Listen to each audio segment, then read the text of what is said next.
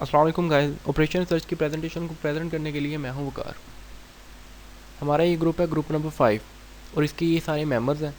और जो हमें टॉपिक साइन किया था वो वोगल अप्रोक्सीमेशन मेथड है, presented to sir Asadullah Khan Sahab को। और कोशिश तो थी हमारी कि हम सब मिलके प्रेजेंट करते, लेकिन हमें मतलब ना तो अच्छे से जूम चलाना आता है कि कैसे चलाते हैं, और ना ही हम सारे दोस्त इकट्ठे हैं।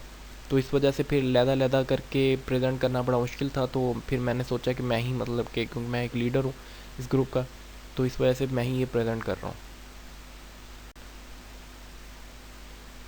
टॉपिक का नेम है Vogel approximation method. Vogel approximation method transportation problem की इनिशियल फिजिबल सोल्यूशन फाइंड करने के लिए इस्तेमाल होता है। इसे इन शॉर्ट VAM भी कहा जाता है।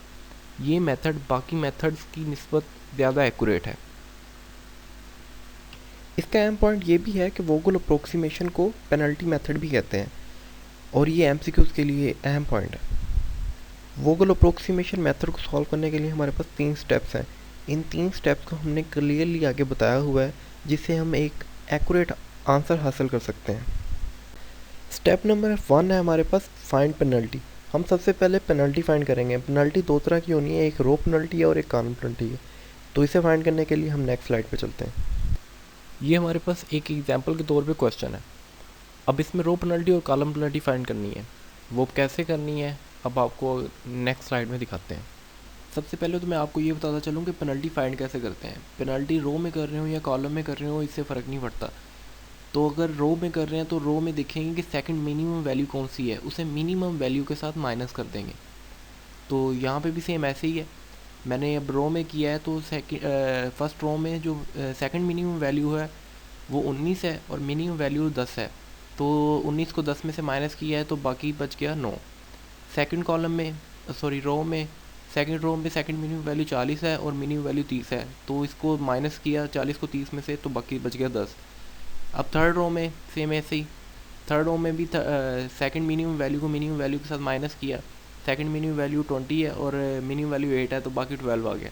इस तरह हम कॉलम में भी देखेंगे।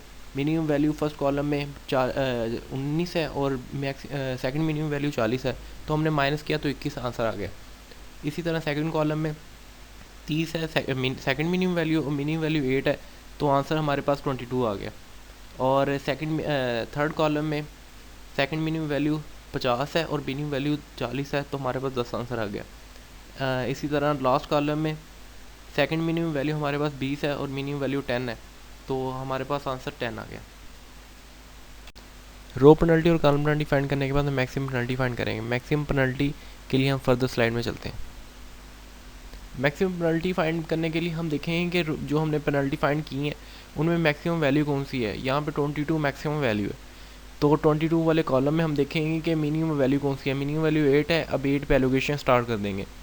डिमांड और सप्लाई में देखेंगे मिनिमम वैल्यू कौन सी है, यहाँ पे 8 है, तो 8 में एलोकेशन करेंगे तो 8 आ गया। और 8 डिमांड में से 8 माइनस हो गया, 0 बच गया। और सप्लाई में से 8 माइनस हुआ तो 10 बच गया।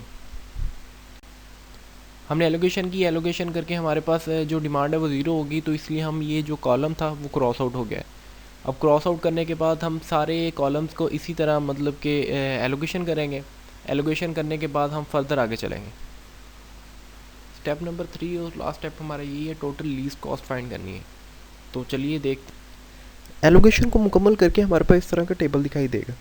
इस टेबल में अब जहाँ जहाँ दो वैल्यूज़ होंगी उनको बाहर निकाल लेंगे। हम उनको मल्टीप्लाई करके हम सबको ऐड कर देंगे।